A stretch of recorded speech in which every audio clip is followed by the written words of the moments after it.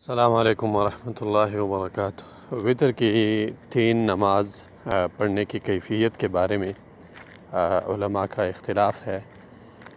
احناف علماء کا کہنا یہ ہے کہ وطر کی 3 رکعت نماز واجب ہے،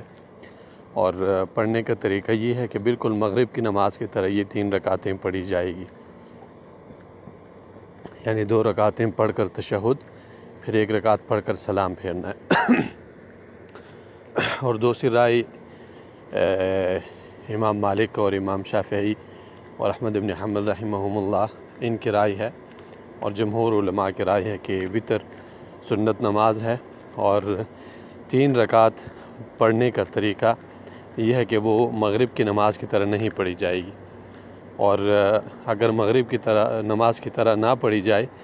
تو اس کے 2 کیفیتیں اور 2 طریقے بنتے ہیں جو رسول اللہ صلی اللہ علیہ وسلم سے منقول ہے۔ پہلا طریقہ یہ ہے کہ انسان 3 رکعتیں ایک ہی سلام پر پھیرے، یعنی 3 رکعتیں ایک ہی سلام کے ساتھ پڑھے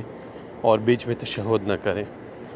اور دلیل اس پر حدیث عائشہ رضی اللہ عنہا کی فرماتی ہے کہ کان رسول اللہ صلی اللہ علیہ وسلم لا یسلم فی رکعتی الوتر، رسول اللہ صلی اللہ علیہ وسلم وطر کی 2 رکعت نماز پڑھ کر سلام نہیں پھیرا کرتے تھے۔ اور ایک روایت میں یہ ہے کہ کان یوتر بثلاث لا یقعد الا فی آخرہن، اللہ کے رسول صلی اللہ علیہ وسلم 3 رکعت وطر پڑھا کرتے تھے اور نہیں بیٹھا کرتے تھے تشہد پر مگر آخری رکعت پہ، یعنی کہ تیسری رکعت پر۔ اور یہ حدیث امام نسائی نے، امام بیہقی نے ذکر کی ہے، اور امام نووی رحمہ اللہ نے المجموع میں اس حدیث کو حسن کہا ہے، اور امام بیہقی نے حدیث کو صحیح کہا ہے۔ دوسرا طریقہ یہ ہے کہ 2 رکعتیں پڑھی جائے، سلام پھیرا جائے، یعنی کمپلیٹ نماز، پھر 1 رکعت الگ سے پڑھی جائے گی، اور جیسے نماز کا طریقہ ہے ثنا، اور پھر اس کے بعد سورۃ فاتحہ، اور اس کے بعد پھر سورت اور تشہد بھی دونوں کیے جائیں گے، اور پھر آخر میں سلام پھیرا جائے گا۔ عبداللہ بن عمر رضی اللہ عنہ کی روایت ہے، اس بارے میں امام ابن حبان رحمہ اللہ نے ذکر کیا ہے،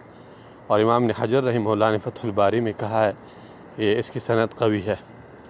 عبداللہ بن عمر رضی اللہ عنہ فرماتے ہیں کہ انہ کان یفصل بین شفعہ و وترہ بتسلیمہ،